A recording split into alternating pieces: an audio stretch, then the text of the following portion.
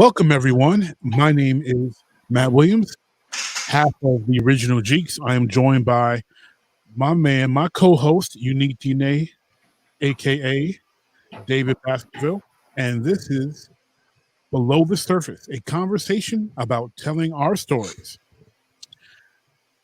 Before we go into who our guests are, for those that you can see, um, we want to give a shout out to Ishmael Street of Data is Not a Noun for introducing us to this amazing panel that has joined us today. So I'm going to introduce in rotation by what you can see. We have with us today Cole Williams, Marcus Williams, and Demar Douglas, and we're going to let them introduce themselves a little bit, starting with Cole. All right, so my name is Cole Williams. I am by way of Grand Rapids, Michigan, and I am a social worker. And I'm here really to, kind of explore the idea of telling our stories through print and art. So I work with a lot of young people in that are incarcerated, as well as fathers and men that are incarcerated, and the work with comic books and writing is necessary for changing the narrative of how we see those men. So I'm here to represent that space and to talk more about how you can use your artwork to change the lives of people in those spaces. Awesome, thank you. And Marcus, go ahead and introduce yourself. Yep, Marcus Williams, aka Marcus the Visual, online. If you've never seen my work, I'm a illustrator, character artist, designer, writer, and just overall, creative kind of person. I do a lot of fan art online. Love comics, love animation, and I found a lane in my mid-20s where there wasn't enough representation and or just good characters in the mainstream media marketplace, animation, comics, video games. So I kind of took a lane that focuses on showing powerful images of Black, brown, female, male, young, adult, just as many representations as I can. I'm a co-creator, co-writer, and artist of Tuskegee Airs, which is a sci-fi action adventure set 80 years from now, follows 5 pilots that look up to the Tuskegee Airmen. Kind of combines some things that are from anime influence, but with real history. So I've been working on that with my business partner, Greg, and just been working, man. A lot of good stuff down the pipeline. I've done a lot of artwork. So I want to actually get in front of young people as much as possible now, because I never saw an artist like myself telling me as a young artist they can do this for a living for yourself. So that's kind of what I've been up to. Yeah. Awesome. Thank you so much. And last but not least, Demar Douglas. Greetings and salutations. Demar Douglas, Arizona resident by way of Killer Cali. So I just relocated out here about a year ago. Still West Coast though. Don't you know what I'm saying? Don't nobody get twisted. But I'm a fine artist / illustrator and instructor. So I take a big privilege of placing the cross on my back for, I guess, our Black culture to try to change the stereotypes, change the narrative that we're, that we're more than the housewives of Atlanta, or just a typical, whatever you see on TV, basketball player, drug dealer, occasional cricket attorney, So I take a big role in that with my fine art, and also illustrate children's books, CD covers, books, novels, you name it. I also just started my new company, Cloudscape Studios, where I'm going to be launching cultural representative children's books, as well as hopefully getting into the animation industry as well, independently. So I'll be reaching out to Marcus for guidelines. So other than that, that's me. Awesome. Thank you so much. So we're going to start this conversation by simply asking these gentlemen questions about how we tell our stories. And then what we're going to do is reflect with Cole, who uses these types of stories in his work for real life application. So the first question, mainly towards Demar and Marcus, there's a long and rich history of, especially for Black people, using artistic creativity specifically to tell our stories compared to just audibly saying them, but using the visuals to reflect our stories, to use your talents to join in that tradition.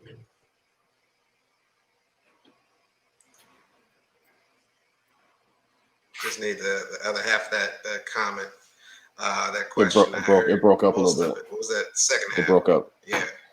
The audio. It broke up a little bit. Okay. Yeah. The last half of that question was, what spurred you to join in the tradition of using your artistic creativity to tell stories to the world? Okay. Demar, you want to go first? Sure.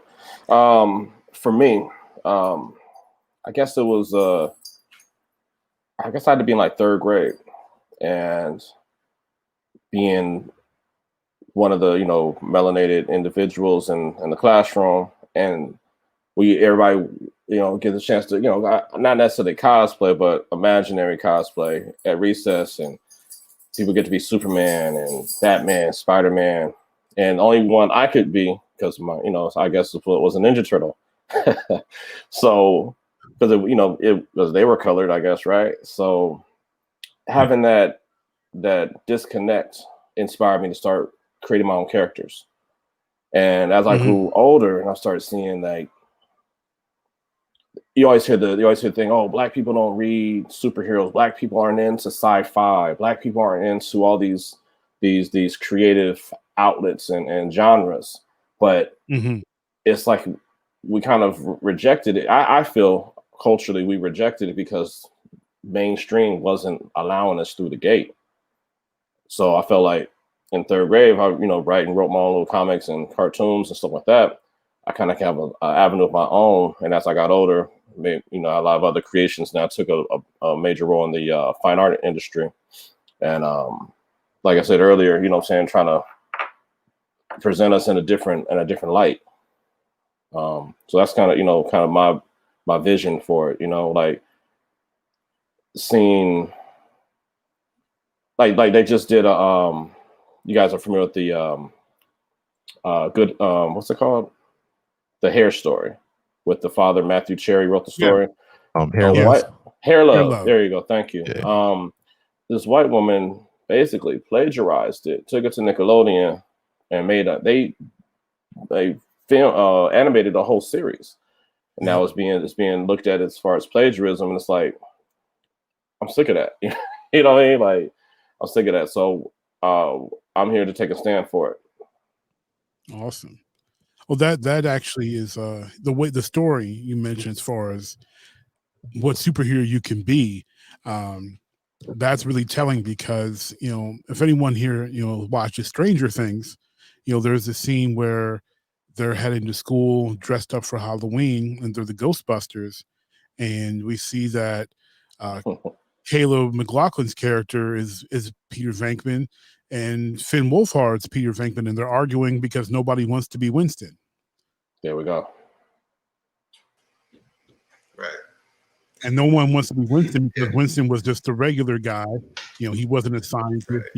He was there. A seat filler. Exactly. Right. They need somebody to drive. Oh, you know what? I forgot one. Panthro was a brother. I'm convinced Panthro was a brother. Oh, you're not. Yeah. Yeah. Who Panthro was? It's no question. He was voiced by Cosby's dad on the show. Remember? He was brother. Yeah. His voice was Earl brother. Hyman, He was brother. Right. Yeah. Definitely. Russell Huxtable, played by. Yeah. Panther was definitely Black. Rest in peace, Earl Hyman, aka Russell Huxtable from the Cosby Show. Most def. Yeah. Yes. So, but Yeah, I would say it's weird because I wasn't drawing black and brown characters, and I have to tell this to young artists now, is you draw what you see. You're not Mm, going to. It's very rare that you want to draw something that you haven't been subjected to. That's hard to just make up stuff or focus on stuff that you aren't a fan of. So you draw what you're a fan of. I drew Ninja Turtles. I drew, you know, superheroes here and there. As soon as I found out who Wolverine was, I was drawing all the X-Men. I knew about Bishop. I knew about Storm. I didn't draw Storm when I mm, was younger. I didn't draw any black characters up until that point. I drew video game characters, Street Fighter, Mario, things like that, Sonic the Hedgehog. So I drew what I saw. I did not see enough. mhm. I didn't see anywhere near enough animated series, video game characters, comic book characters that made me want to say, "Oh, cool! I want to draw that." Um, in hindsight, now as an adult, I now know there were comics that existed. Brother Man Mhm. existed. I didn't get that comic. I was in Cali, San Diego, growing up, so I didn't get any of those. And they did it. They did grassroots marketing and selling. When he sold his books in Harlem and all that in New York. So I didn't see those characters. I didn't see myself and say, "Hey, I want to draw a character that looks like me." Nobody raised an eyebrow, so I didn't raise an eyebrow. Um, but now, as I started to actually have to reinvent myself as an artist, I got laid off back in 2007. I had an art job full time. But as soon as I got laid off, that actually was a blessing in disguise because I had to reinvent myself. I couldn't get a job because no one was hiring. Had a great portfolio, all Mhm. that good stuff. But now when I see young people that love anime, they're not going to find black characters to Very few. really. I mean, you can Very pick them few. out, but some of them are just slightly brown. They're Right. not really black Yeah, characters. they look tan Right. or And purple. it's like they're or they're purple. reaching for straws to validate, but 98% of all other characters, blonde hair, blue eyes, very, very, peach skin. A lot of Japanese people do not favor black and brown characters in their media. If they like them, they don't draw them or animate them very often. So, and not usually in a nice light. You may get Right. the Dragon Ball, tube lip from, back in the day. So that's where when I Poetry. started drawing a lot of characters, um, even just as fan art, I got the compliment. Hey man, you draw black people really well, and I'm Mm. like, what's that supposed to mean? I don't understand what you're talking about. Thanks, I guess. So that really struck a chord, especially when I went to my first Comic Con in North Carolina. Heroes Con was my first Comic Con, and a family of people came around the corner, black family, young black father. He had some young kids. He was like, "Look, kids, look, I told you, black artists, look over here." He comes about a table, and he's super excited. His kids are like looking at me like I was some sort of, rare Pokemon. And I'm like, yes, I am black. How you doing? Good to meet you. And he goes on to explain. He's like, I've been trying to find a black artist to show my kids that there are black artists in comics. This was his first convention that he had gone to with his kids, and I was the first one that he saw. And an Mm. ocean of non-black artists in this convention, and I didn't notice it before.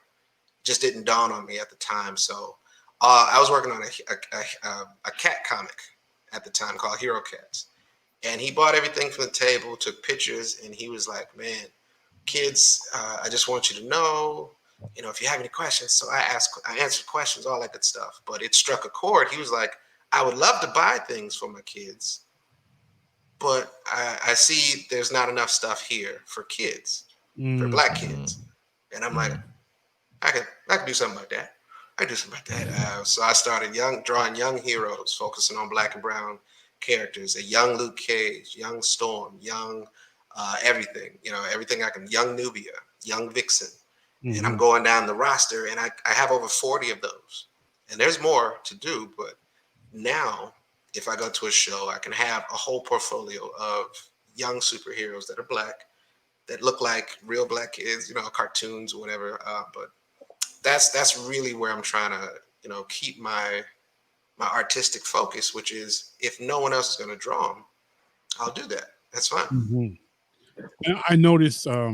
looking at your art for probably about 2 years now, your characters look like black people. They're not Yeah. they're not anime characters that have dark skin but still have, you know, pointy, non-African, non-melanated features. They actually look like real people. Right. And that's again, I have to laugh at that because I didn't know that that was a problem with other artists. I didn't know other artists struggled to draw, you know, caricature of black people's hair or actual, you know, texture hair, you know, that looks like black people's hair or the features. I did not realize that was an issue. So it's always it's one of those curious, you know, compliments. So I'm happy that it does.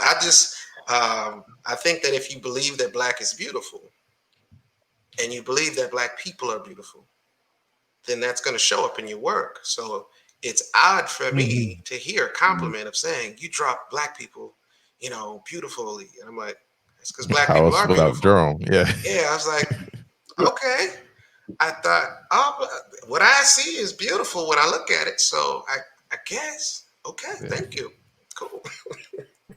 So it's just one of those weird ones. But yeah, no, I appreciate that. That's and it really comes down to what you find is beautiful. So if you draw, when I didn't draw black characters, I studied white characters, and I made sure to get those little noses and all that stuff.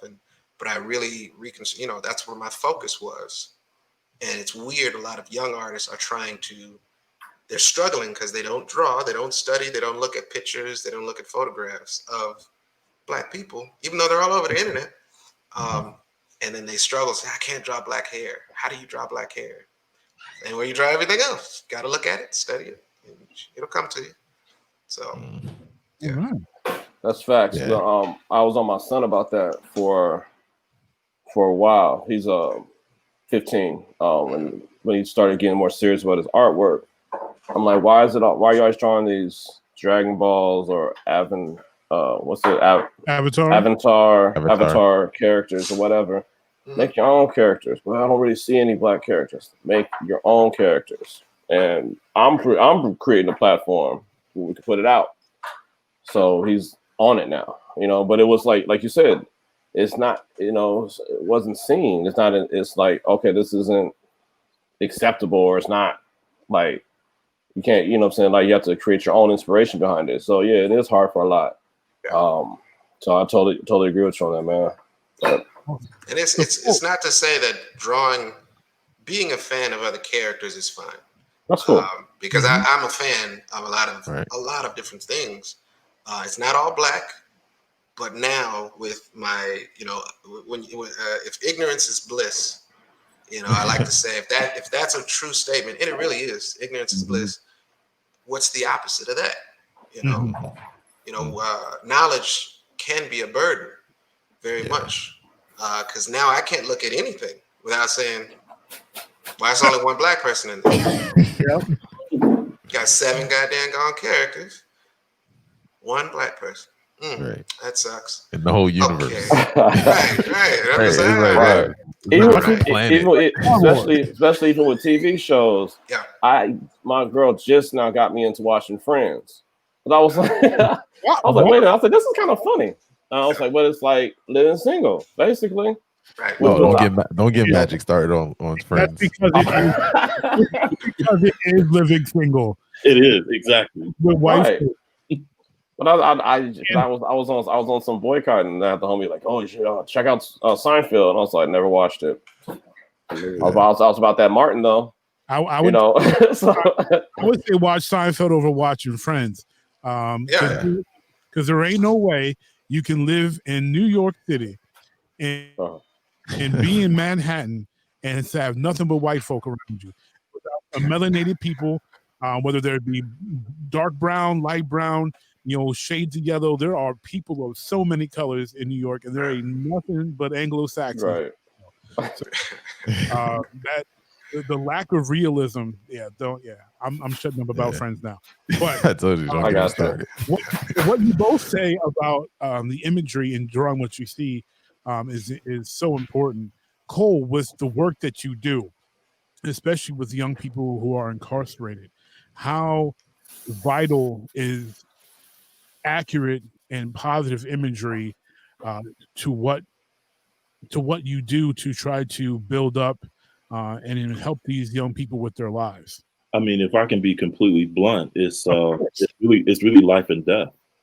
I mean, when you begin to think about the life outcomes of a Black man and a Black boy, for example, because that's the primary population I work with, if they don't see themselves in anything, then how do you become something you don't see? You don't become it, right? Or you search and search and search until you find some level of inspiration. But it truly is a life and death. I think when we think about Black males, we are overrepresented in crime, we're overrepresented in violence, and we're underrepresented as fathers, as teachers, as artists. Like, that's the overrepresentation. So even as I'm listening right now, I'm literally blown away at how you guys have gotten started in this, because, you know, I'm working with young people where there's a thirst for seeing themselves in the work, or this idea that, you know what, it just doesn't exist. So if it doesn't exist, then I can't even be it because I don't see it anywhere. So that idea of sort of modeling what we need to see is life. It's really life or death, man. I mean, I'm watching young people at such a huge rate becoming what they do see, and they are trying on suits that don't fit. And I'm not talking about a three-piece pin suit. I'm talking about a suit that has numbers on it, right? And they're wearing these suits because the people that they are associated with are wearing these suits. And we're trying to get them to understand that those suits don't fit you, and that there's so many other things that are out there that you can try on. But again, if I don't see it, then I don't think it's there. It's not possible. So everything that these brothers are saying really speaks to the life and death call for work that represents Black and brown people. And so that's part of why I started, kind of doing this research. And I mean, my work really is in the framework of fatherhood. And so I started this really out of this idea of asking a group of young men that were incarcerated, this idea about talking about their fathers. And when I asked that question, their facial affects changed. Our boys got really upset. They were angry. And they just talked about the absence of their father. But when I said, could you imagine your father being a superhero?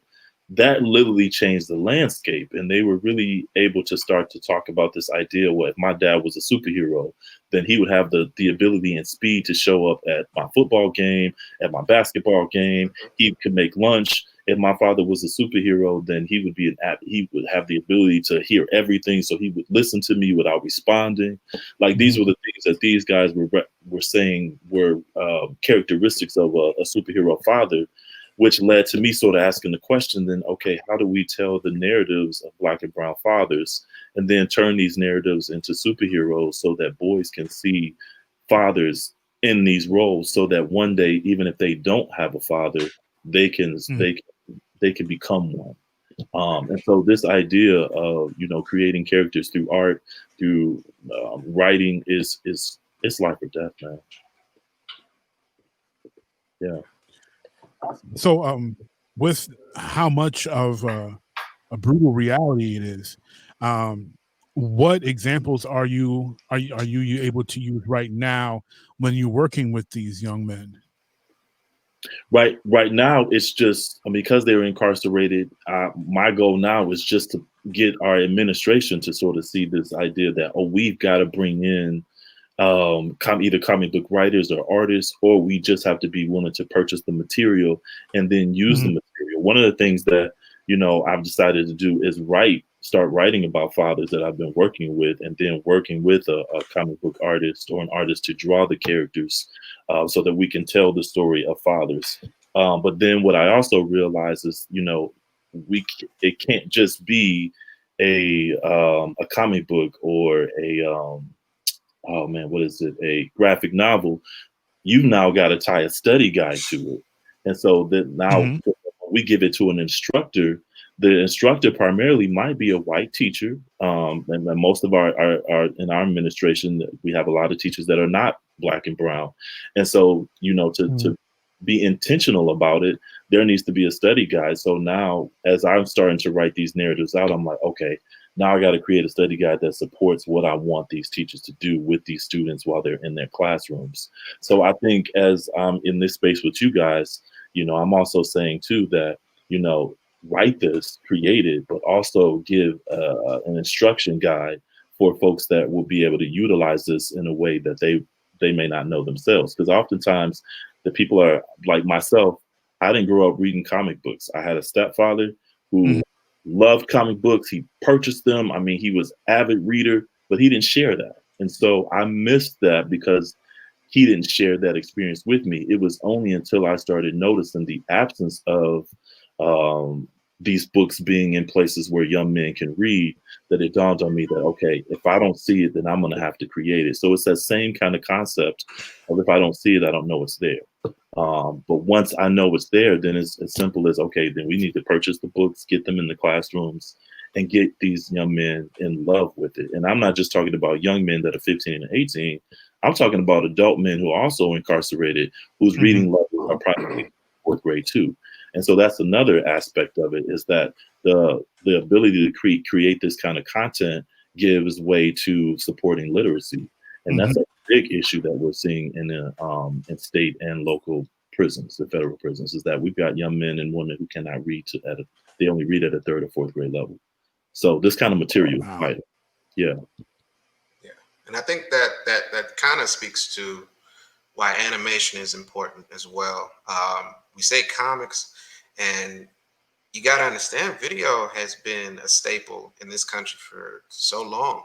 So, you know, as long as the television came around, and it's captivating that you can watch a Japanese animated, you know, full-length movie. I remember when there was no subtitles. Just go to the store, you rent it, and it was like, yo, this animation is amazing. I don't know what they're talking about, but this is incredible. Because it still spoke volumes to see something that with that much energy.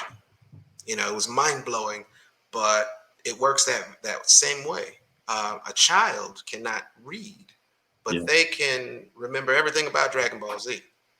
The character names, the personalities, the problems, the bad guys, the good guys, you know, all of that without knowing how to read. They can play a video game without knowing how to read. They'll just skip through the tech stuff, but they understand wholeheartedly how to navigate that game and the complexities of the level, all of that stuff. But video and multimedia have to be tackled alongside of, you know, literacy.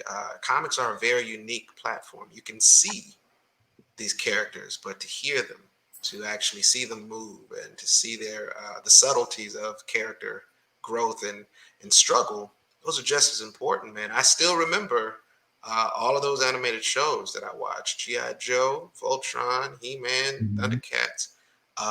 Hearing those characters made a big difference. Hearing Panthro made a big difference. You know, indeed. Yes. Yeah. You know what's crazy too? To even solidify the gravity of what comics and animation can achieve. I watched an interview of DMC from Run DMC. Yeah. You know, he has his comic book. He said as a kid, he used to be very insecure and introverted. But when he started, it was the Incredible Hulk. When he introduced to the Hulk, he would like fathom up this confidence and this energy and feel like he can crush anything. So that encouraged him to throughout his life. He said, from his childhood to being on stage with Ron and them. Right. You know what I'm saying? Like the Incredible Hulk made him personify. Now I see Disney and / Marvel trying to make some amends in some way. I think it's financial, obviously, but because it's the trend thing. But I see a lot of young kids now. Black Panthers, everything. Miles Morales is everything.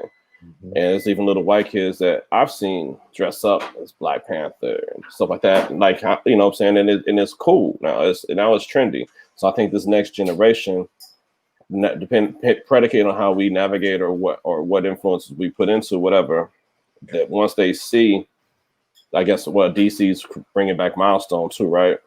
Yeah. Yeah. So Icon right, all that needs to be here. You know, they need to see it. If it's, you know, DMC is talking about how it elevated him. You know what I'm saying? He had something to grab onto. You know, and whatever his family dynamics was, that helped him. Period. So I see Black Panther, I see the Miles Morales, I see, you know what I'm saying? What's that? Tristan Strong. Y'all familiar with that? It's what's it called? Eric Wilkerson is illustrating a book called Tristan Strong Punches a Hole in the Universe. It's really, really dope. I haven't heard of it. I'm about to look it up. It's really dope. So that's a Disney property as well. You know, they own everything now. So greatest game of Monopoly ever. Yeah, so they own that property too. But it's here now. I think once we see it, I think it's gonna be a great expanse on what we're not seeing now. I think it's coming. Definitely. Yeah, it's interesting because like I didn't really grow up reading a whole lot of comic books, but I read a lot of like fantasy novels and sci-fi. Did you have those pick your own adventure books? Yeah, stuff like that. Those are fire. Yeah, those are banging. But I remember when I came to the realization that like there wasn't a whole lot of Black fantasy either.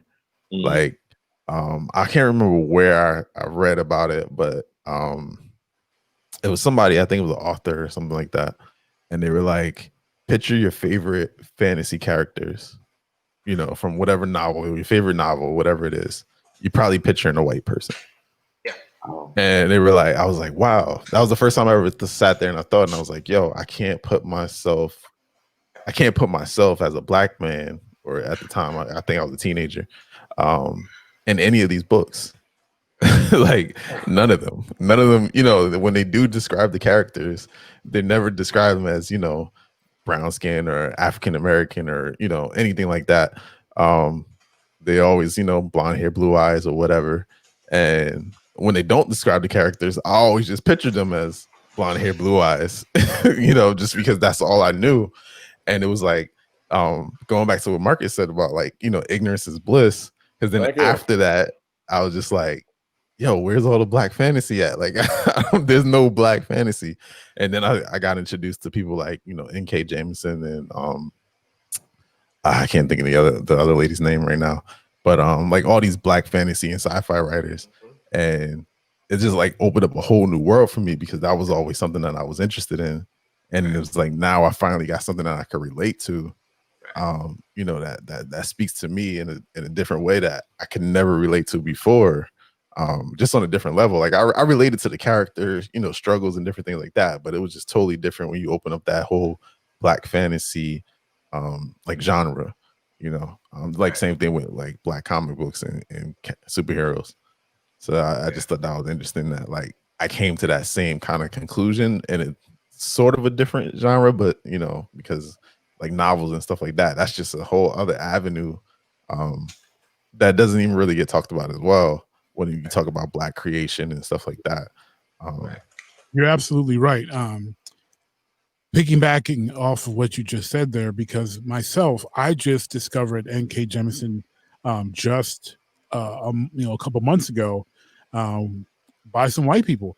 Because I do a podcast with a Facebook group I'm in, and shout out to Love Thy Nerd and the book club, and they were like, "We're gonna read this book," and I'm like, "Cool." It's fantasy, so I read this. The first half of this book we did for one podcast, and then the second half the second. And as I read through the first half, I just imagined it as every other fantasy book that I've read. You know, every other, you know, Chronicle, Narnia, you know, Lord of the Rings, every other fantasy book I read. And as we're discussing it, the host revealed to me that N.K. Jemisin is a Black woman. And as I was reading, I'm like, some of this stuff is just really hitting hard. Like I'm feeling Right. where the talk is Just coming hit from. different. Like, Yeah. it was hit different.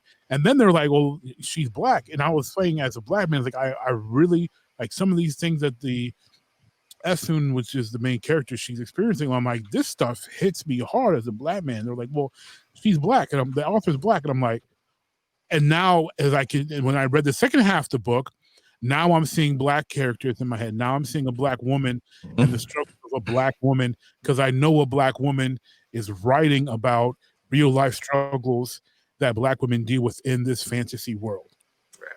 Yeah. And, that's the other one I was thinking. Octavia Butler, I think her name is. Yeah. Yeah, she's the other one. And there's quite a few other ones. But those are the two that I've been reading most recently.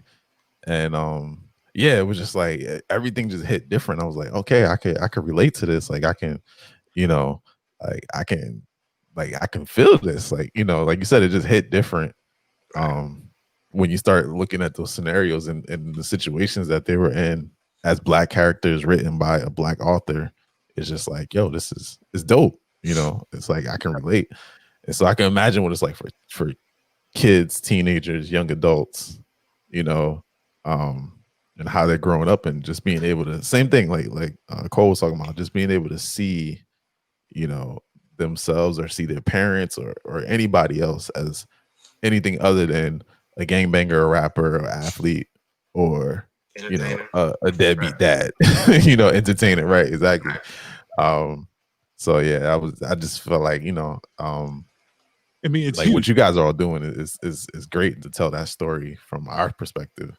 I mean, can we list 5 black fathers in popular culture that weren't, a negative image? I mean, I can't think of many.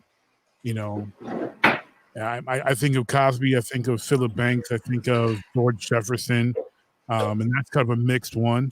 But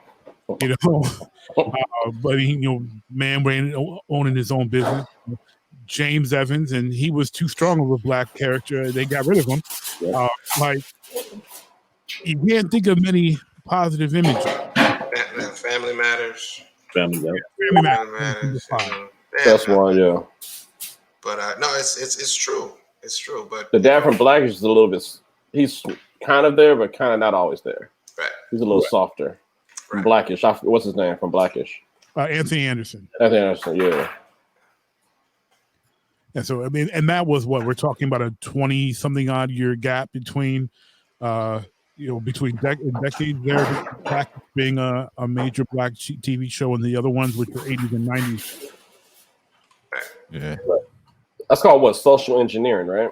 Absolutely. Yes. Yep. It's borderline brainwashing. Yeah. Because if you don't ever, if you've never had a sandwich with bread, cheese, meat, pickles, little ketchup, every sandwich you've been given has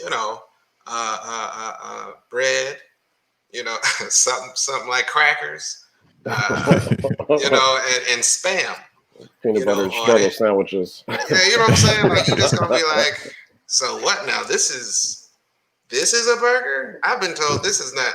This doesn't look like any burger I've ever seen. Right. This is damn delicious. Oh my god. But it's why have I never heard of this before? Right. It's even worse when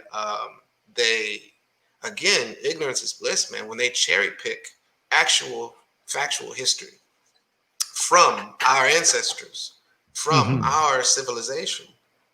They have been cherry picking our history for thousands of years, hundreds of years now. They've been in Egypt for hundreds of years, excavating, taking stuff, not showing us stuff. They've been in South Africa, learning, paying to access areas, and all, but then they sell it right back to us, but with a different skin. And it's just bizarre, man. I think that's just insult to injury, but we don't know it. Ignorance is bliss, so much so that when you see something that looks African to an African American, most people say, well, That must not be for me. You know, that's some Right. African stuff. I don't really know nothing about African stuff like that. So yeah, I don't mess with that. You know, but it's pretty crazy that they can still get away with that. But they've efficiently and effectively brainwashed, and I have to call it that, because if you can make someone hate themselves, So you know, that's powerful. That's some diabolical, like comic villain stuff, you know. But you do it passively to the point to say, when you see something black, someone dark skinned, you know, darker than this, and my mom would say stuff like that. I love my mom, but she grew up in a generation that made fun of darker black people. Ooh, you so black. yeah. You blue black. Uh-huh. This, that, you know, as if to say there's something wrong with enriched melanin, Being dark and skinned. it's ugly or something. That's something. She was a victim of that. I now know what caused it. I didn't understand it when I was in high school. I think I took a girl to the prom, and she was not from here. She was from the islands. Beautiful black girl, super sweet, all this. And I showed my mom the picture, and she is like, "Why did you go and do that?" I was just like, "Ma, what's the problem? What are you talking about?" And I really didn't understand what the offense was. But I was a kid, and I had the blinders on. Mhm. So luckily, I wasn't raised to hate darker skinned people. But that's the kind of thing where, you know, they've successfully made it to where we will see black and be like, "Nah, I don't want that. I want this white show. This is good. This is quality." Or I want this non-black content. That's good quality right there, you know. And it's crazy, but that's pure Black is cheap. brainwashing, man. Well, what's even so powerful about what you just said is that I grew up in a neighborhood, in a community, and went to my friends' homes where there might not been a picture of a father on the wall, but you can guarantee there was a picture of a Christian father, and his name was Jesus. And White Jesus looked Jesus. like a white, blue-eyed man. And so to imagine growing up without a father, but having to go and attend church and worship a father that they described as a white, blue-eyed man has huge implications in how you begin to see yourself and how you begin to experience what it even means to be a man of color, when you start to recognize that so many people have been worshiping a man that looks like the white man, or in so many places the oppressor. Or so if I remove you from media, if I remove a black man from media and I give this depiction of him being all of these negative things, why in the world would I want to be anything outside of what they're telling me I should be, right? And so when I listen to this, I also think about the war on drugs, and to recognize that the war on drugs was never about war on drugs as much as it was about black and brown people. And so there has been this, as we talk about institutional racism, all the isms that come with it. But when it all boils down to it, I think that as parents, as men of color, we have a responsibility to make sure that we are having these conversations like we're doing tonight, but most importantly, creating content that cannot be taken away from us or used or whitewashed so that so people can take advantage of these narratives. So, I mean, it's so much, and our children are thirsty for it, but so are our parents. So I also work with a group of parents who oftentimes don't know what direction to go into either, because they're also in search for this kind of material and this information. I think schools are too, but in order for schools to really push it, parents have to be pushing it and say, no, we need this material in our libraries. We need this material across the board so that our children have access to it. But we also need to welcome this in our own homes. So another big population that I work with is a population of foster and adoptive families who foster and adopt Black and brown children. And one of the biggest issues that they are having is the lack of representation of Black and brown people, either within their communities or them having friends that are Black and brown. And so what I'm challenging them to do is, one, get you some Black friends. That's common when we have this conversation. But then most importantly, I'm saying that when if you are deciding to raise Black and brown children, then you are responsible for what happens to Black and brown children, and you must care about the communities that they may not be living in, but they are a part of, and you have to purchase material that look like them. So that is your responsibility, and so part of that is the work that you guys are doing tonight. Most definitely. Yeah. So just taking a quick turn here, because it's extremely important, obviously, as we've revealed here. But as Black men, and especially you two as creators, when it comes to incorporating those who are not melanated into your artwork, and doing them justice, how do you approach that? Trying to be respectful in what you're doing, obviously, because we don't want what we create to uplift ourselves to tear other people down. I'll ask you first, Marcus. For example, the character in Tuskegee Airs, Gina or Jenna. I'm guessing it's Gina because it's a single A. Gina. Gina. She appears to me, and correct me if I'm wrong, if Gina appears to be Asian of some sort. I can't tell for sure, but she seems to be like she's Japanese, Thai, something of that nature. Yeah, she's Black and Japanese. Yeah. Black and Japanese. So. Okay. Yep. Yeah, no, it's I think that it's empathy. Empathy, it starts with that. We're African American people may not realize it. They may go their whole life without ever saying this, but we're professionals at understanding Caucasian culture. We're bombarded with it from as early as we can remember. Especially little girls. Little girls are bombarded by society by what beautiful looks like, what good hair looks like, what Barbie dolls, what you're supposed to play, all that. They're bombarded by that stuff. At least boys get to play with toys like cars and dinosaurs and stuff. Little girls are pushed to play with representations of what a pretty girl look. Play with a baby doll. Things like that. So. But in terms of any other culture, it starts with empathy. And if you look up the word empathy, it is not something that's default. A lot of people don't understand that empathy is not. It's not a given. It's actually, if you look up the word, it says it's an ability to understand and share feelings of another. So the frustration that we have, especially with mainstream media, Marvel, DC, any other company that's Warner Brother, whoever, that's putting out content that doesn't feel anything like us. It's from a lack of not only it's multi-layered. It's a multi-layered issue, but I can say me and Greg really scrutinize, and it's not hard for us because we come from it's coming from empathy. We're not trying to pander to anyone. We both know people, and we've known people in our lives. We get the question. We got the question when we did the Kickstarter years ago. Why did we choose to have a female leader for the team? And it was like, why not? We never thought of it. Why we never thought of it in a way to say that was a thing to not have. We both have strong, beautiful Black parents, Black mothers. Greg had a sister. I had all brothers, but still, I know my mom was leadership enough. She was amazing.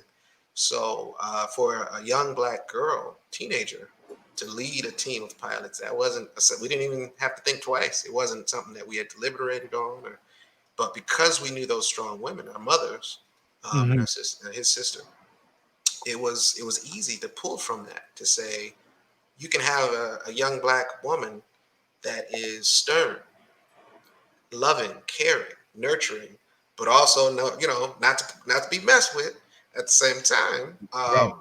But it can encompass all these things because we've come from that. So it's not pandering to say, oh, we're just going to make her the leader of the team a girl. Yeah, they'll like that. That's not how we do it. So with Gina, it's we're actually doing some cool things where we have the main book for Tuskegee Airs, Flames of Destiny. We decided to make a sister or companion series called Tuskegee Airs Timelines, where we get to actually tell these side stories that couldn't fit in the main book. And Gina is one of the first that we actually created the stories for. They're just mini stories, but at least give some window into these characters that we didn't have time for or real estate for in the actual book. But I that's one of the things that excites me most about anytime we got through the whole book. Honestly, one interviewer was like, "Yo, I noticed there was no other nationalities in your book." It was like, "For real? Oh, yeah, I guess so. Yeah, we did that. That wasn't intentional. we didn't like say on a big dry erase board no other ethnicity. We didn't do that on purpose. It's just no other characters was featured in the first book, black characters. But we were like, no, we got other characters coming down the pipeline. You know, we got some white folks and Indian folks and all this other stuff. So I think it really starts with empathy, though. If you can actually, if you've practiced that really throughout your life to say, let me get out of my shoes for a second. You know, how does an Asian American feel? For the fact that we have to call ourselves our traditional descent and then American, but Caucasian people do not call themselves European Americans. They don't. No. It's ridiculous. Yeah. And somehow I have to be an African American. Why aren't you a European American? It's ridiculous. Things like that. But you have to really take time and practice saying, let me watch some videos from the perspective of, an Asian person, Japanese person, Indian person. I've watched some stuff on Netflix where I was just like, never seen any of these Indian movies. Click. Let me try that. Let me see. What am I missing? Because I wouldn't normally click this, but I got time. I'm working. We just put it on. Saw a dope martial arts joint. I was like, this is amazing. All right. So but it does start with that. You got to have some empathy, and you have to practice it, because you have people that try, and they haven't practiced empathy for very long, and they can earnestly try to be open-minded, but it slips in. It's a very thin line that you can slip over and suddenly come off as pandering. Right. So Demar, to you have a shirt on your website that I would have bought had it come in bigger sizes. So I have to talk to you all about that, because I need at least like a 4X. Okay. All right. So you did the Fistonia shirt with, and for those obviously that may be watching or just hearing, this is a take on the Outcast Stankonia, but instead of Andre 3000 and Big Boy, we've got my man Jim Kelly and the legend, the Dragon, Bruce Lee. Yes, so sir. When it comes to you, not just I'm sure the empathy that Marcus described comes into play, but when you take an iconic figure like Bruce Lee, one that anytime someone even mentions something negative about Bruce Lee, the internet goes crazy. So when you decide to undertake, as a black man, putting Bruce Lee within your own within your own artistic style, how do you approach an undertaking like that as an artist? With a lot of care and and respect, you know what I mean? With both of them being so iconic, it has to be done right. Otherwise, I'm not about to get dragged. You know what I mean? Especially something I'm so passionate about. You know what I mean? With my artistry. Yeah. But that was one of my, to be honest with you, that was one of my first breaks from my my normal, I guess, the legacy of my artistry. Like as to paraphrase or to put in perspective, I'm now writing and getting into more of my storytelling. Okay. But I've always done narrative artwork. So there's always been the narrative of, you look back at the quote unquote great masters, right? Right. And they adorned their women. Yes. Always. They were the goddesses. And I want to do the same thing. You know what I'm saying? In my own light, my own way. You know what I'm saying? So I kind of really only targeted Black artistry, wall and home decor, for the most part of my career. And breaking away to encompass more people comes in the, you know, saying the stories that I'm writing and stuff like that. I've done a lot of illustrations where I've had to work with a lot of the writers, and they purposefully, I don't want to call it as an afterthought. I don't necessarily want to call it a marketing tactic, but I will, because I'm like that. We gotta, you know, it's a story about a little Black girl, but it's gotta be some white kids, 2 Asians, blonde haired kid, white brunette, blue eyes, and then dark skin. Like, you know what I'm saying? They purposely try to, you know what I'm saying, strategize how the supporting characters are to be illustrated or created in the story.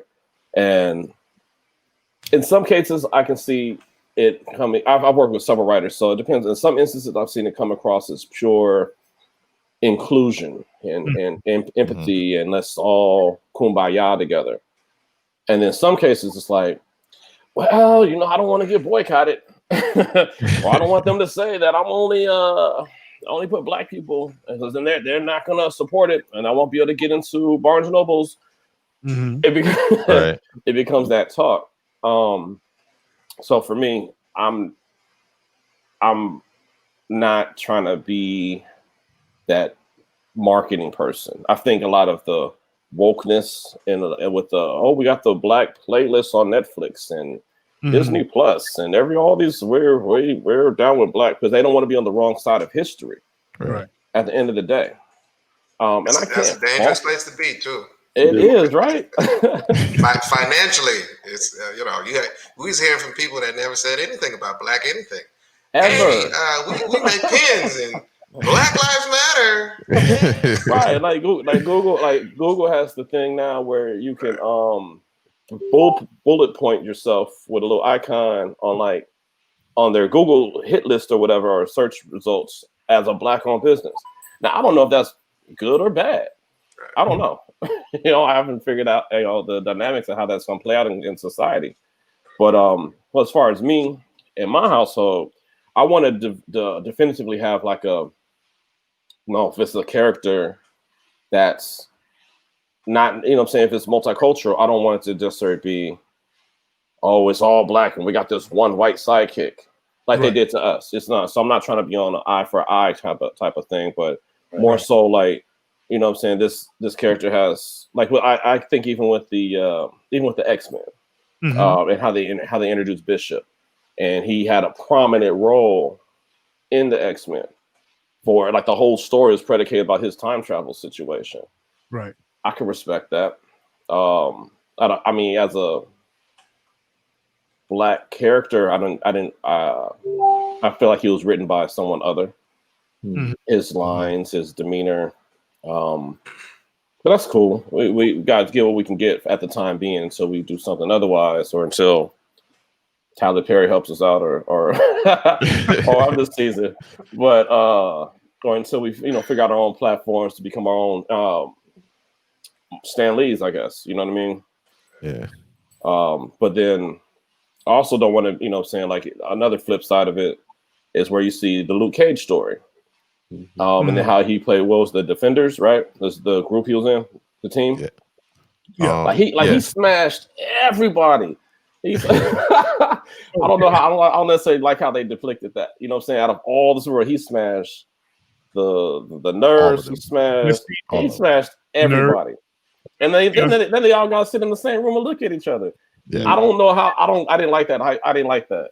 I thought that was. No, I mean, I posted slick. That was slick. No, it was. I posted a meme of the 4 women from those shows, being the woman who played Colleen, Misty Knight, the nurse, and Jessica Jones, and it said, you know, 3 out of 4 have had coffee, one left. And it's true, unfortunately. Like That's how they portrayed him.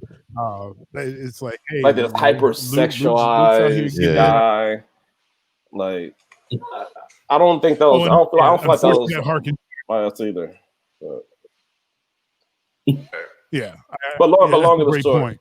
yeah. But long and the short, to solidify that, your question is, for Mhm. me, like I don't. My situation is coming in with, like I said, pure empathy, pure everybody matters, like in a sense to where all the characters are going to have a place, not just, oh, let's add it in just for we can grab this audience and pull them with us. Like I Right. feel that's disingenuous. You know what I mean? You're not Right. trying to save face. You're trying to be true. Right. Got to further the story somehow. Right. Because I can tell Yeah. you the last 22 years of doing fine black art, like I've been on my Kevin Williams, my whack.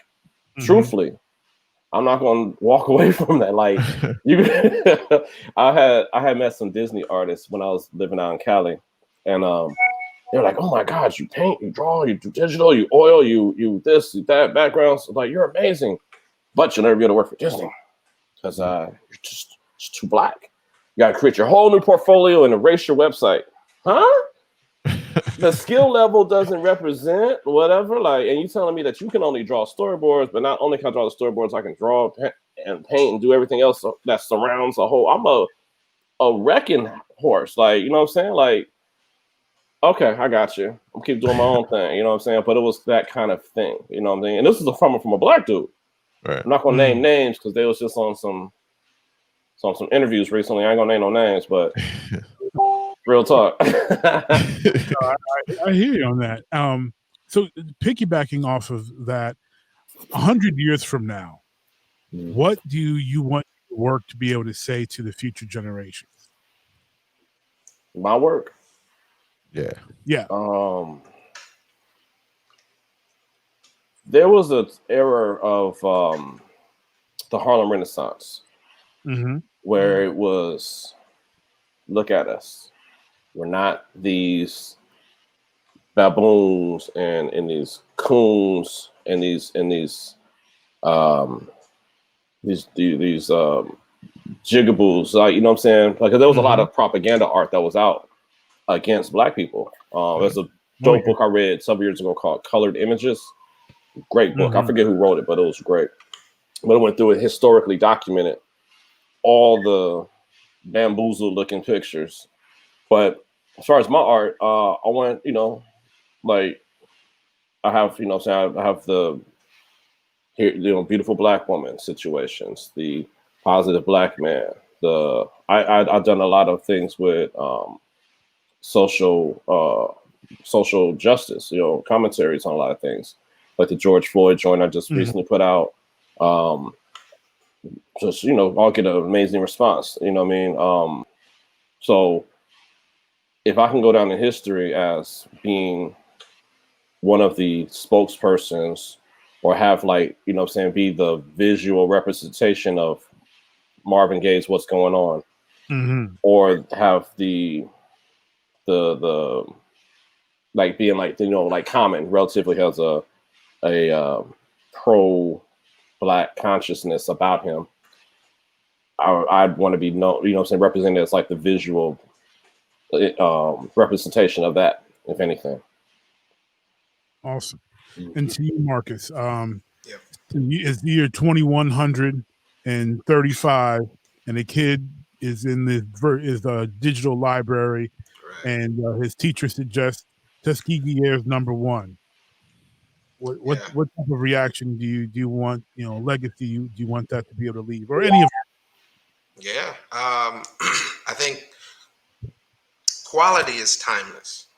I think if that's why soul music got its name.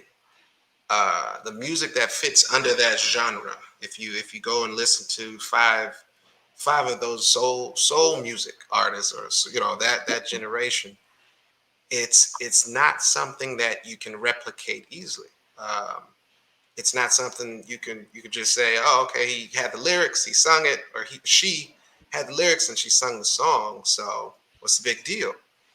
That's not what soul music was. Soul music was absolute, real life people telling real stories passionately And so much so, you could hear the same song performed by the same artist, 5 different stages, and they would have a different way to perform it, depending on the energy.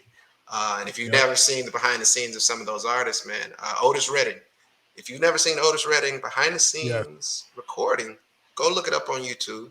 I had to, because, or James Brown. If you've never seen these artists in their actual sessions, just riffed and dropped, it was not a cookie cutter kind of concept. Their art was from a real place. So, and it's timeless. You can listen to this music for another 30 years, and these people it will still be great. It'll still be soul. It'll still be called soul music because it comes from the soul. So, my legacy, if anything, which I can't say success, I can't say, anything more. I've already attained success as I perceive it. I've seen little kids when they were in 4th grade, and then I saw them in 6th grade or 7th grade, and they remembered me saying, yo, I know you. You're that guy that draws. I'm just like 3-4 years later, I'm like, what? All right, kid, I appreciate that, man. Good looking out, and touching families. That's success. Money is always nice, but you're going to spend it, and then what? So make $1 million, but you never touch anyone. But quality, I want anyone generations from now to say I was brave enough to, create a lane that I was passionate about, and it still touched people because not just the characters look like them, but because of where these characters came from, what they actually are for. Why did these characters matter? We had to, in our age and time, we had to grasp at that stuff, grasping at straws. I think Panthro is black. I don't know, but he sounds black, so he gonna be black to me. Yeah. And we just had to. We do that often. Yeah, like Lando Calrissian wasn't the favorite character for Star Wars, man. He was cool, but he wasn't, the best character. I wanted a lightsaber. No, if anybody said you're Lando, no, I'm not. Shut up. Black version of Luke Skywalker. Right. But that's where, looking at any of my work, and it, from now to then, man, I'm talking animation, video games, toys, merchandise, beyond multimedia. I'm not just a comic artist. I'm not just an illustrator. Those things I do because they're cheap. Animation is wholeheartedly expensive. And a lot of people just don't realize how expensive animation can be. And I don't want cookie cutter or, weak animation. I want top tier quality animation that features these black and brown characters doing incredible things. Flying giant robots, looking up, and traveling to historical places where our cultures, successfully, made, were at the top of the world. You see what I'm saying? So I think I want that to be the main thing. I don't even want it to be about me. A lot of people don't realize. I say Otis Redding, that he channeled. Those people channeled soul. I just want to be. I want to be known as a channeling, a medium, if anything else. You can look at anybody in our history. Malcolm. I'm trying to say Malcolm X, Martin Luther King, and I was just trying to say both of them. But anybody, man, Marcus Garvey, these people are channeling actual, factual, timeless concepts. Let us be free. Let us be our own person. I'll fight. I'll die for it. And we have to remember them because they actually did die for what they were trying to get and achieve. A lot of people won't do that. Indeed. So, yeah. I think that's my main. And Cole, you're in the business of trying to help people rewrite legacy and flip negative legacy into positive legacy. Yeah. 100 years from now, I'm imagining, and correct me if I'm wrong, you want someone to say, my great grandfather was someone who was in in prison at 17 years old, but thanks to this group of people in Cole Williams and et cetera, in his life, we're able to have the success that we have now because he turned his life around and raised my father to be right, who raised his father to be right, um, and have that lasting throughout generational type of impact. Yeah, I would. I think when I think of my work, one of the things I've had to learn is that not every problem is my assignment. And that took me a long time to really gather. It actually took therapy to help me recognize that just because that it's out there does not mean that I'm assigned to it. And so I need to be very intentional about what I do, what I commit myself to, and why I'm doing it. And so for me, it's really asking myself the why. And then secondly, just showing up. I think half of the battle is just showing up. And I often tell people that um, all I've ever done is really just made a commitment to show up and be present and be active in the lives of young people and then the people that I'm committed to supporting. But that's also a reflection of me recognizing what I did not get growing up. And so I think sometimes our deficiencies and what we didn't have can often be our superpowers to support other people as well. So for me, it's just the reality of it is that I just want people to remember that, when Cole was on Earth, he showed up. And so that's it. That's it. Yeah. Well said. Oh, Very back well to said. our artist here, talking about and anyone who's seen their work, and if you haven't seen Marcus's work or Demar's work, there will be links in the description here so you can find their website, see their artwork and such. Everyone obviously as an artist, tries to have their own unique style, something that is theirs and theirs alone. When it comes to, and I'll go to you, Marcus, first. When it comes to your artistic style, how did you arrive at your particular version of art? I didn't try. I didn't try to get a style. I think that's one of those questions, man. I have to dispel that left and right. I think I took a Bruce Lee approach because I didn't know Bruce Lee's history when I was young. But once I learned it, I was like, hey, it's kind of like what I did. Bruce Lee had multiple teachers as he in his young martial arts career. And when he finally came of age, he actually criticized a lot of the things that the most popular martial arts things, but he then took what he liked, what he didn't like, and combined, made Jeet Kune. That's the kind of thing where as an illustrator, as a young artist, even when I graduated high school, but before that too, I was inspired by animation, video games, comics, Disney, things like whatever I saw, and I tried to draw those things. I tried to draw cartoonists. I tried to draw comics. I tried to draw realistic. Not ever doing it on purpose to say I'm going to try and make a style as a cartoonist or make a style as a comic artist. I was just, if I saw it, I was trying to draw it, and I like to. So you were truly being like water. Yes, pretty much. But I didn't know I was doing that. I was sampling different martial arts. I definitely like to parallel martial arts to art now.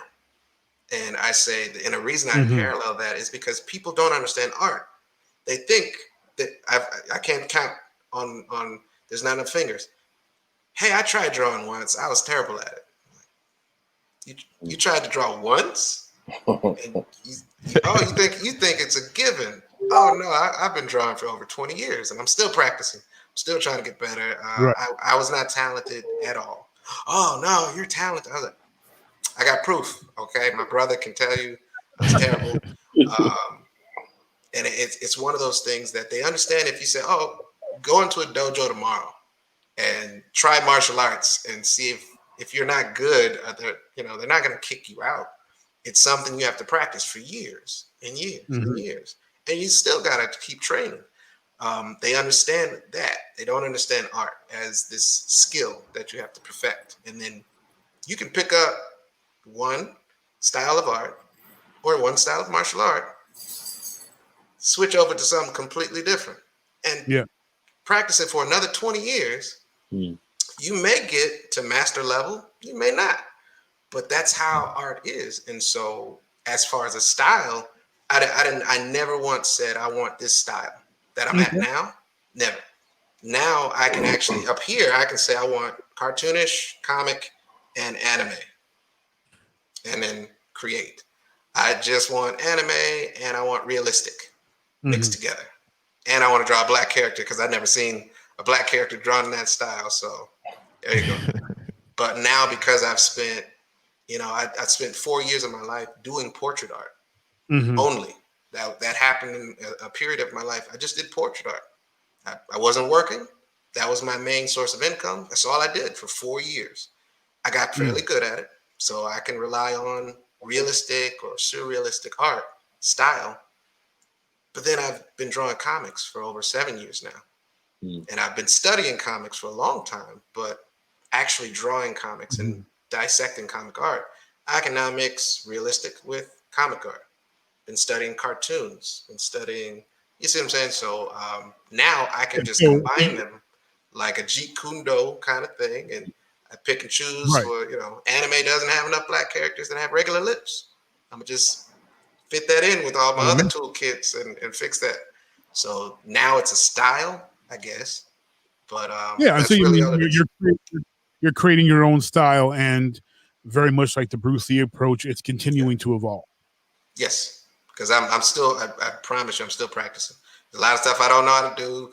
Color is its own freaking world, man. And I stayed away from different palettes for a long time, and now I'm like, why would you ever use pink on purpose or purple or neon green? And I'm just like, I've never had a reason to use those colors, but now I see these amazing artists, man, online. I follow them, and I have to humble myself to say, I never would have picked those colors ever. So now I got to pick those colors. Let me try. So if you guys ever see me use pink in any of my artwork, that's me trying to exercise my color palette. Because I'm not going to do that as a default, but then that's my training. So I'm still practicing. Awesome. Yeah. And Demar, to you, the development of your style of art, or inspiration or metamorphosis, since that's pretty much what Marcus described. Right. For me, it's pretty much the same get down. I think that applies to like anybody in any artistry form. You know what I mean? I can tell you that watching Good Times when I was younger influenced me to some degree with the elongation and not having to be follow the mathematical formula of realistic art. That freed me up a little bit, because there was this point where it's like it was almost like a battle rapper, like, you know what I'm saying, like whoever could draw the dopest most realistic, or whoever can draw the dopest superhero or whatever, you know what I'm saying, like it was on some battle rap type legacy at lunchtime at the bench, you know what I mean? We just pull out the sketchbooks and pencils and color pencils and go at it. But seeing Todd McFarlane, from creator of Spawn, and he reinvented the look of Spider-Man, I can say there's a touch of that in there, a little bit of Ernie Barnes as well, referencing from Good Times, a lot of the Harlem Renaissance artists. Like I said, there's some elements of my mentor Charles Bibbs, definitely wax kind of attitude, personality, his perspective on life. Kadir Nelson is so amazing. There's a lot of influences that I can honestly say that inspire me and force me to like strive to become better. You know what I mean? Like, I don't think my style is at anywhere near plateaued. I'm always trying to grow. So it grows with me. Right now, it's kind of a mixture of realism and animation. and then it depends on where, what level, what scope of art I'm creating. If it's children's books, and it's Dr. Seuss, Disney-ish, then I can illustrate and paint to that level.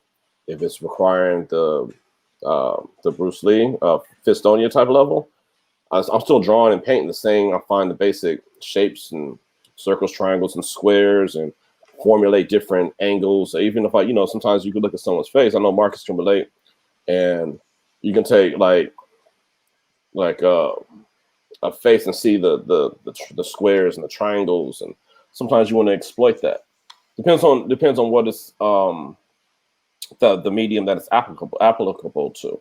So if it's, like I said, if it's comic bookish, then you're gearing it a little bit more towards that genre. If it's more portrait, sometimes people don't want to see themselves as stylized characters. Sometimes they don't, or even like caricatures. Some people don't realize their nose is as big as it really is. And then you gotta, and in some instances you gotta, Marcus, no, he's probably laughing. Sometimes you gotta act, you gotta shave off that double chin sometimes for people because they don't see it. Yeah. You know what I'm saying?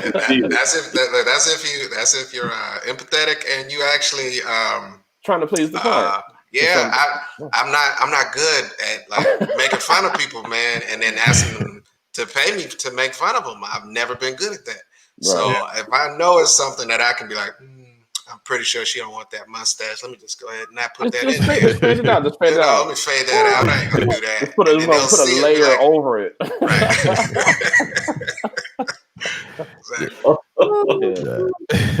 So that's this kind of thing. So I mean, for me, I look at people's legacy, right? So you look at like an amazing artist like Thomas Kincaid. I don't know if you're familiar with his work, but he's amazing with his landscapes and his lighting effects and stuff.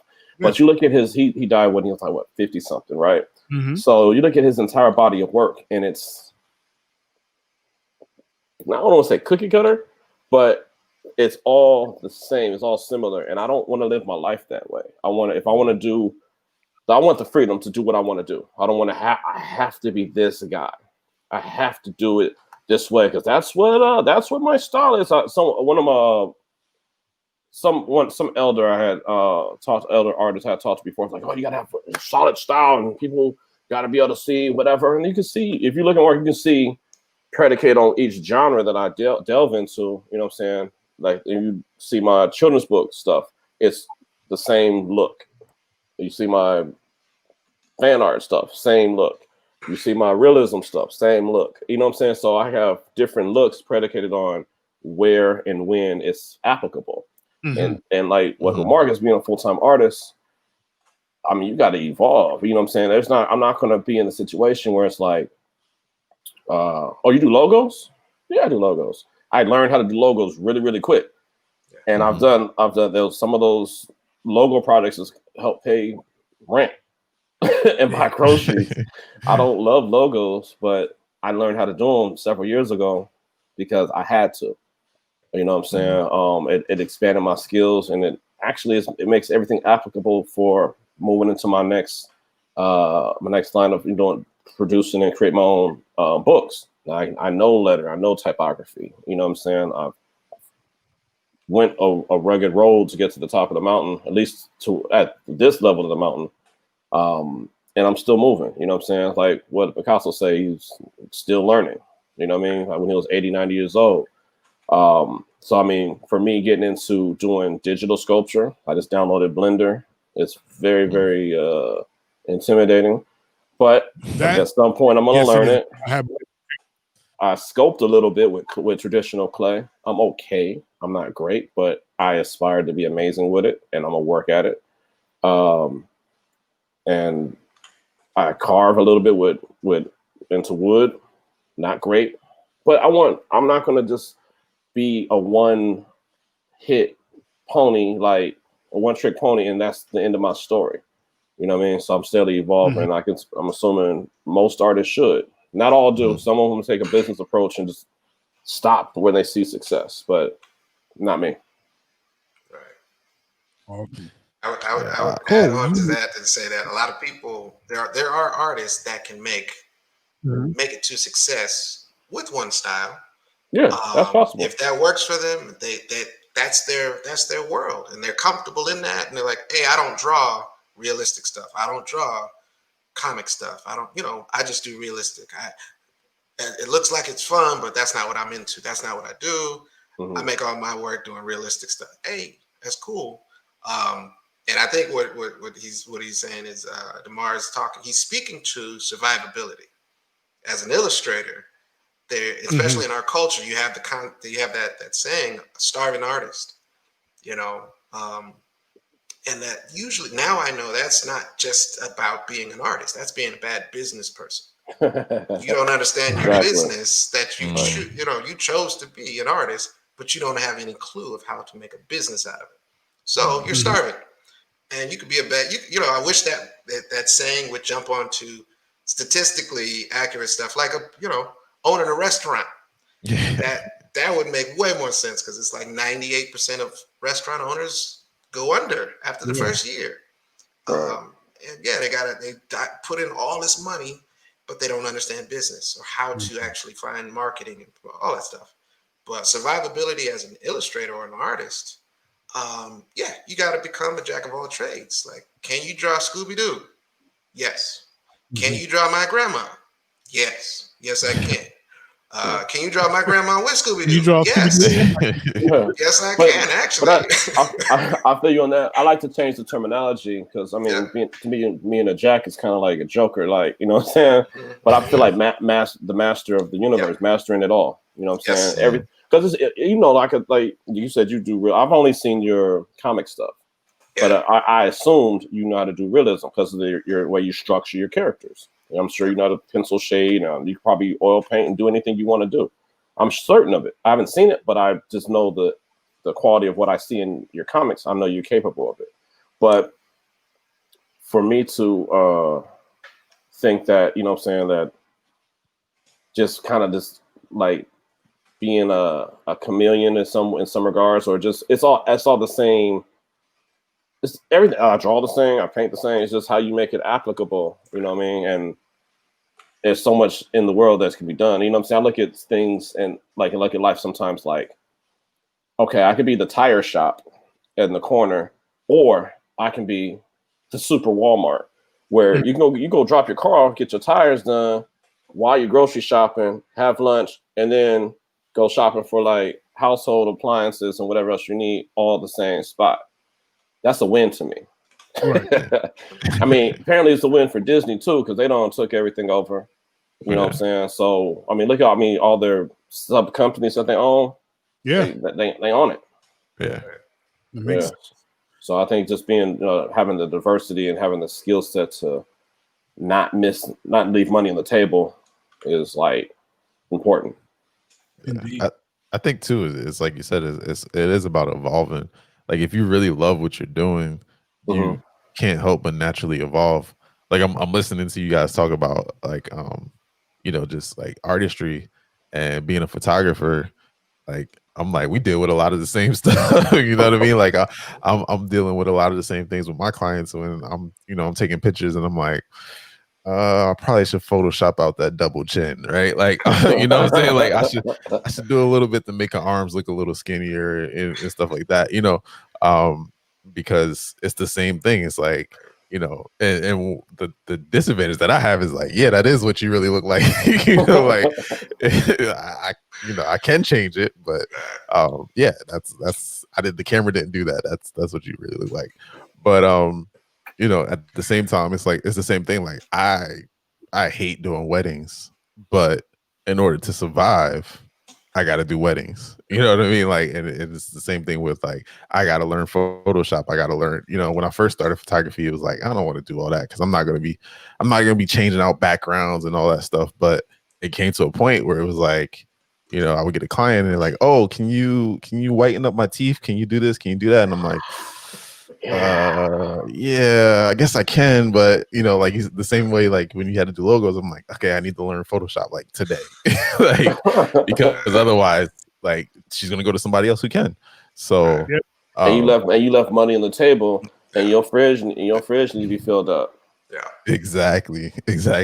So I think, like you said, it is a little bit of survivability, but it's also like, at some point it was like, that's the natural evolution of a photographer, is to learn those different skills and, you know, start to learn compositing and start to learn, you know, even to some point lettering and different things like that, just to further your craft and further what you do. Otherwise you're gonna fade into, you know, fade away. Like the ones that stick around, the most famous artists, the most famous composers, the most famous writers, they all evolved at some point. They didn't stick with their same Facts. formula Facts. for, you Will know, Smith, LL Cool J, right. 50, So, you know what I'm saying? Like, yeah, it's a transition. Like I see a lot of professional, like hot, dope, professional, like was super famous in the 90s, kind of still out there, you know what I'm saying, now. And they didn't transition or evolve as seamlessly as some others. Like, you know what I'm saying? Like, Yeah.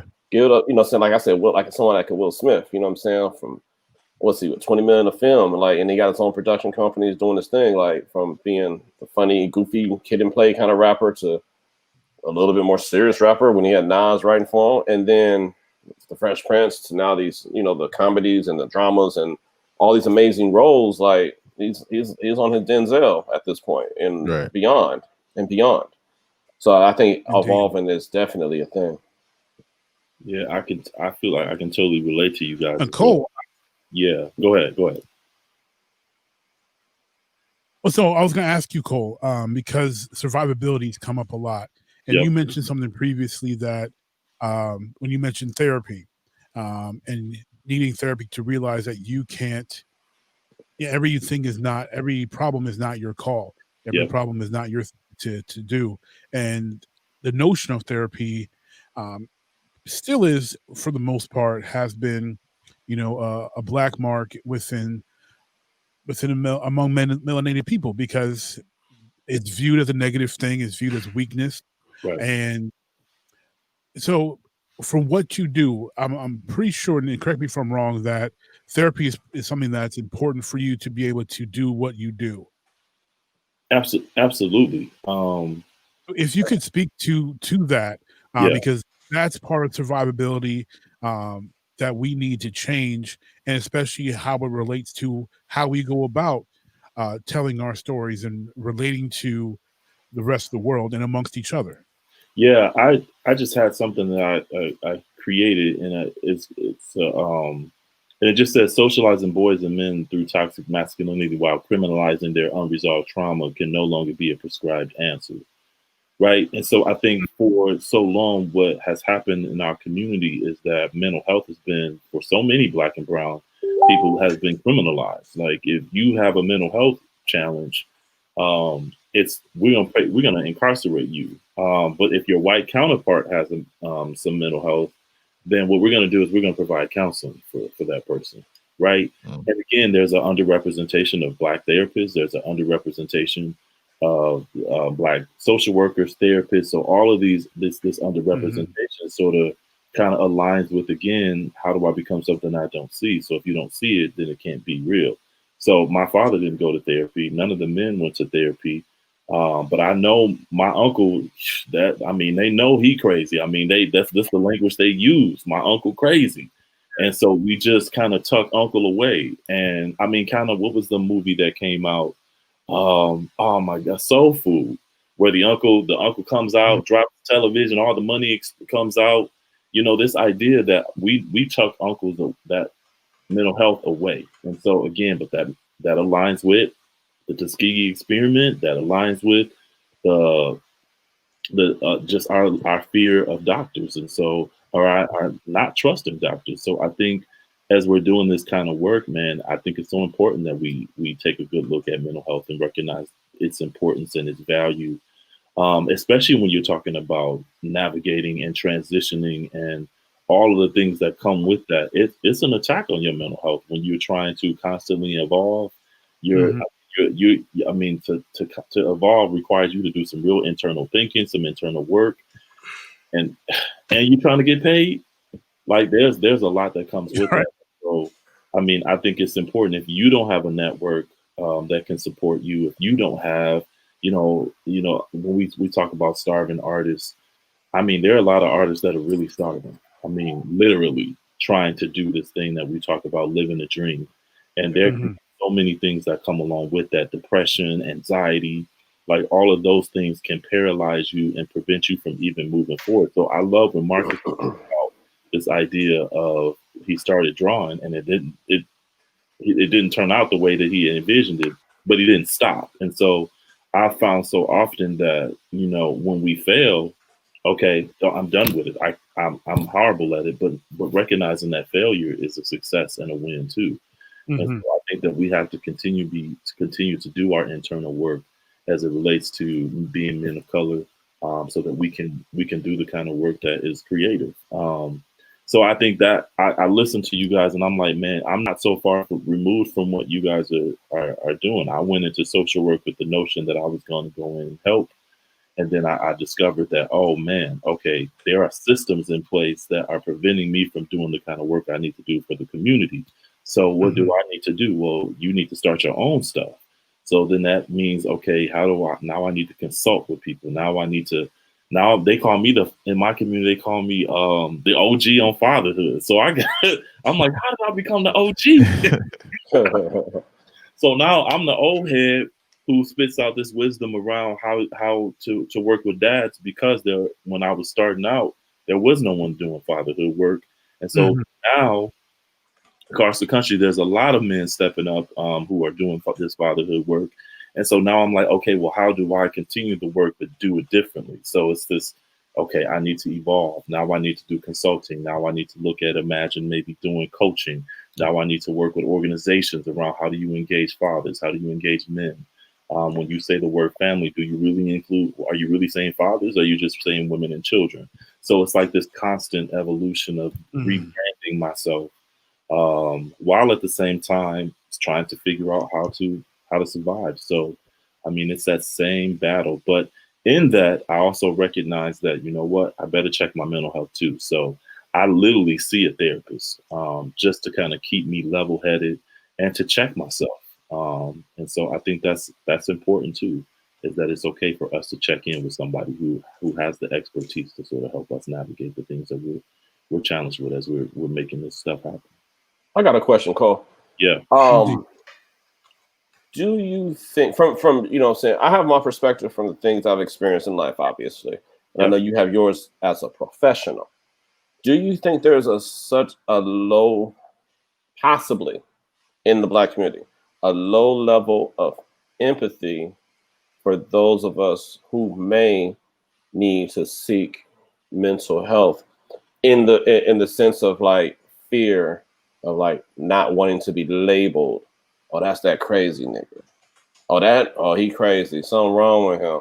So you think people maybe hide it and not confront the issue? Absolutely. I mean, embarrassment. Our community is really good at secret keeping. Like we're really good at sort of kind of shit talking. And yeah, we're really good at that. But I recognize if we take a historical look at that, there's a reason why we've had to do that. But as we move forward, there definitely is. I mean, you can't talk about HIV, you can't talk about STI, you can't talk about those things in a real open way because there's so much shame and judgment that comes with that. And so I think as long as we are passing judgment on people will continue to harbor their need to receive mental health services because of the stigma that is tied to it. That idea of being crazy, I don't want to be crazy, but everybody knows when you get up, when one little thing can take you from 0 to 100, and then sort of recognizing that, man, you've been battling anger, and anger is an issue that moves into rage. It's like, I want to address that. So what do? We use substances to just kind of hit the symptom, but not really cure the problem. So I'm going to drink it up. I'm going to smoke it up. I'm going to sex it out. I'm going to do everything that I can except for address it. And I think until we move towards that, but in order to do that, brothers, we got to create safe spaces for folks to be able to come out and say, yo, this is what I've been dealing with. And I've thought about committing suicide more than once. but I want to do it. But now I feel like there's a place where I can come and no one's going to judge me or shame me or tell me I need to pray that out. That there, so there's a lot that comes with that. But I think it comes with us as men in our communities creating safe spaces for men and women to say it out loud. It's funny when you say it out loud, it becomes normal. Like, oh, you going through that too, bro? I've been going through that too. It's like, oh, okay. So now we can do it together. Yeah. Camaraderie, like. Yeah, absolutely. I could dig that. Yeah. So I wonder what's like. I don't know if any of us have the answers, but it makes me remember there was this radio station in LA. Mark, you said you used to live in Cali, right? Mm-hmm. Yep. You remember 92.3 The Beat with Theo and all that? I was a kid, so I don't know if I remember anything that was contemporary at the time. So I was like, I moved out when I was in 7th grade. Okay. I just moved from Cali like last year. Okay. But so there was this radio station called 92.3 The Beat. And it was this deep voice, smooth talking Asian dude that all the chicks loved. And he always talk about erase the color lines. And then honestly, as the generations grew, you know what I'm saying, over the course of like 5 to 10 years of that campaign, I guess if you want to call it, you start seeing a lot of interracial dating. A whole lot. And that was dope. I think that was dope. But you think to change this narrative, you think it has to be some sort of, like, I guess he made himself a spokesperson for, he sounded black, he dressed black. You couldn't tell he was. If you look up Theo on 92.3 The Beat, if you look up any YouTube videos, you're like, wow, he sounds like a brother, you know what I mean? But it changed. The culture changed in LA, in Cali in general, to be honest. But do you think there's something that can be done in that sense? Because I think something has to be done to some degree, you know? Here's what I think. I think we're doing it now. I mean, I don't know how many people are doing what is being done right now, but this is epic right now. Like, so I keep thinking to myself, it doesn't have to be on a larger scale. It could definitely be micro level, but I think individually we can come together collectively and do good work. So as you're in where you are and I'm where I'm at, the seed can be planted. And the goal is just to water and develop it where we are, but collectively continue to come together to build and then add to this root that we're working on. But I think collectively, man, I'm not seeing anything like this. And I don't know if it's happening in other places, but I know it's not happening where I'm at right now. So here's a revolution happening right now in front of me. Yeah. And I think too, just talking about it, definitely erases it lowers the stigma, maybe not erases it. But like for me, I found out I was bipolar when I was 20. I guess I was like 23, and that was after I had attempted suicide. And since then, it was a struggle, it was a battle, and it was a hard fought battle because we don't talk about it in the Black community. It's a joke to be bipolar. It's a joke to be, like anybody that flies off the handle. Oh, you must be bipolar. You got issues. So for me, walking around knowing that I really was bipolar, it was like, I better, watch my behavior. I better do this, better not do that, or they're gonna find out. And then once I finally got comfortable with it and accepted it in a sense, I just became a spokesperson for it. And I'm just like, yo, like I don't have any shame in telling people that, yeah, I'm bipolar. You know what I mean? And usually, like Cole said, like once you come out, then everybody's like, "Oh yeah, really?" I always wondering, like I've been having these issues. I always wondered if I might be bipolar. And it's like, "Oh yeah, like have you talked to somebody about it?" Or nah, I never wanted to talk to anybody about it. And then they get comfortable because now it's like, "Oh okay, I guess they feel like they can trust you in a sense. You're not gonna ridicule them or mock them or whatever." So I think the most important thing is like, yes, definitely stuff like this. And then also just, having those conversations one-on-one with people, and giving them that safe space to be like, yo, it's all right. It's cool. It's all right to talk about it. We all got issues, even with like, I know a lot of young men that their fathers are deadbeats or whatever, and they don't like to talk about it. You know, I don't care about that nigga. You know, like he's nobody to me. I ain't know who he was anyway. And it's like when you really start talking to him, then you realize that like that's just anger and that's just resentment that they're holding in because they don't want to show the weakness. They're like, yo, I didn't grow up with my father, you know, and they missed their father or whatever. But it's like you got to break that wall down. You got to have that conversation first to be like, yo. I mean, for me, it's not easy to relate to that because my dad has always been in my life. Like, you know, my parents are still together, but because I had so many friends that their dad wasn't, I have that empathy and I can relate to them. So it's like I can have that conversation to them, like, yo, man, it's all right, it's cool. If you miss your dad, it's cool, it's all right. You know what I mean? Like, I don't, you know, whether you're 30 or whether you're 15 or whatever, like it's cool to just, you know, you can say it. Nobody's gonna be mad at you, you know. But I think you got to have that conversation and be willing to, you know, kind of chip at that wall and you know, have those hard conversations that a lot of us in the Black community don't want to have. We're like, yo, yeah, your dad's a deadbeat. Yeah, mine too. And just kind of leave it at that, you know, versus like, yo, honestly, miss my dad, you know, or whatever. Because then I think that's when especially with the Black men, it's like, who's the first one to be vulnerable?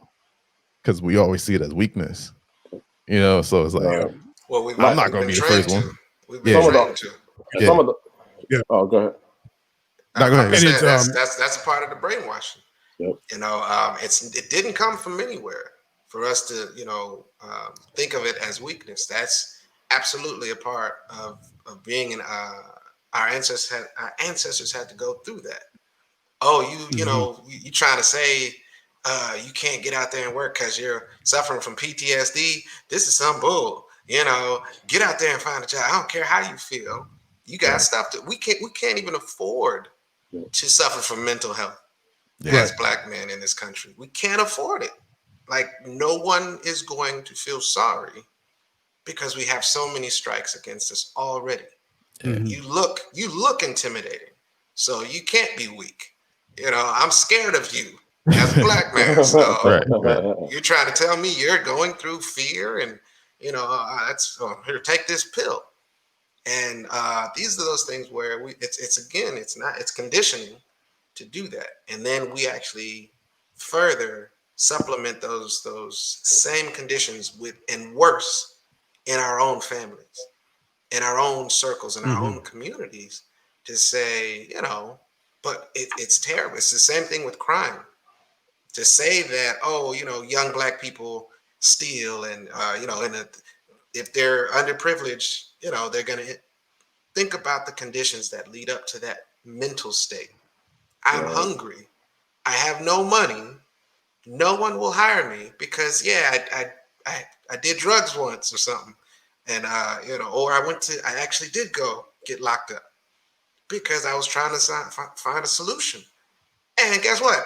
I was depressed, or I was actually, you know, out of my mind. Right. So from the stress of it all, many people go through that every single day in this country, but they're victims if they're not Black. They're a victim, or they're sick, or they're, you know, they didn't take their medicine. Yeah. Oh, okay. Yeah. That's why they did it. All right. That's no problem. Yeah. But, you know, we understand. That's all conditioning.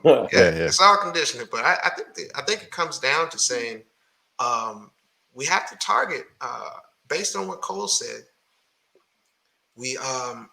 There's people out there that love reaching out to people and listening. There's better listeners than other people.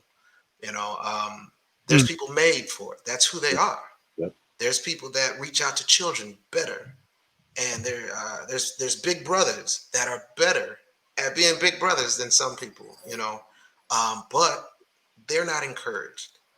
They're stuck at work, and they don't understand the value of, you know, like you said, get out and show up. It's something small, but these people are out there excelling, you know, in their small circles, not knowing that if they go to a classroom setting, they can affect the whole room. Yeah. And no one told me. I did not know that going to schools would be the most joyous part of being an illustrator, a Black illustrator. They look at me like I'm a freaking alien They're like, so, and I love catching, little kids doing it because they'll look at you like, and I'll look at them and they're like, but I'm like, it's okay, if they don't get to see us, a black man that's doing creative stuff that they enjoy and they know. You mean you told me you drew this Pokemon character that looks like me on purpose? Yeah, because my daughter loves Pokemon, and I asked her how many Pokemon characters are black, and she said 5. I said, it's been 20 years, man. Yeah. 5. Wow. And sure enough, I'm like, no problem. Let me draw some black Pokemon trainers, and made up my own stuff. And then I show that in front of those kids, man. The impact. All I'm saying is the solution comes from reaching out. I think we have to start with the young age.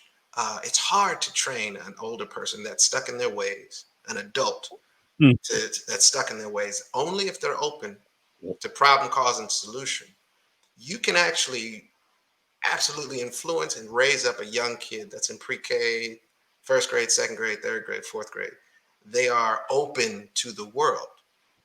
Their mind is not yet rigid and, set in a certain pathway. You can influence a fourth grader for the rest of their life with one visit, and I think that's the part. If you talk about speaking about your feelings, something that may never be talked about ever, they go through all of high school and that may never come up, in a positive and or constructive manner or a problem causing solution manner. Your father, how many kids here don't have fathers? That kid may not raise his hand just because, or fathers in the household. Right. They may not raise their hand because of fear of being isolated or, picked on. Right. Or feeling alienated. So they don't. They'll just pretend like it's not a problem. Or act out, right? Yeah, if you start early enough at saying, it's okay. Here's how you speak about your feelings. Here's how you actually get through communication. Communication to me is one of the most amazing tools that we don't ever practice as adults, Americans, kids, whatever you want to call it. We go through all of education without ever truly learning how to verbally communicate, like constructively, and I should say communicating to understand. Because you do book reports, you do stand in front of the class and tell me what you did this summer, but never to reach understanding or to reach another person with understanding. This is how I feel, and we had that little cup game, with the little string. Bring the cup, yeah. Yeah, we had that game, and it was a brilliant game to play, but it's almost like they stopped there and be like, yo, so here's what happened. Why did this person mess up the message this many people later? It's a great psychological game to play for kids. Yeah. But really, really going back around and saying, hey, kid, if you don't have anyone to talk to, if you don't know how to explain what you're going through, here's some steps. Here's some things that you can use. Here's some tools. I'm grateful that my skill is a visual skill. I don't have to explain anything for my art to be represented or someone to get something from it just by looking at it. I'm lucky that my skill works that way. Music doesn't work that way. You can't just listen to the first 4 seconds of a piece of you can't listen song. Be like, I think I liked it. I only heard 3 seconds of it. You got to listen to the whole song. You got to listen to the lyrics. You have to be able to hear the lyrics. It has to be in your language. Right. Sometimes. But I'm lucky that I can do that. But communication is very much something that you have to literally let someone practice, get all the way through it, and then say, do you understand? Yeah, I do now. I get it. Just like Cole was saying, he said once he started asking kids, what would you want what if your father was a superhero? Their whole paradigm shift changed from, well, I never thought of it that way. Exactly. Okay. So I think just challenging young kids, man, and we have to get people that love being in front of young people, that have patience, that have, the practice of saying, it's okay. You can talk. Mhm. I know you're not used to it. I got called out on saying, you know what I'm saying, by a white business partner years ago. And we were doing video and we were interviewing other people. He was like, why do you say, you know what I'm saying so much? I was like, what are you talking about? I don't know what you're talking about. He was like, you said it like 20 times during that interview. And I was like, for real? And I watched it and I'm like, I'll be damn, I did say, you know what I'm saying? Yeah, I mean, you know what I'm talking about? You know what I'm saying? He was like, I counted. It was like 25 times. Like, you know what? I think know. that comes from feeling like you're not heard or feeling like people don't understand you, right? That's what I said. That's what I said.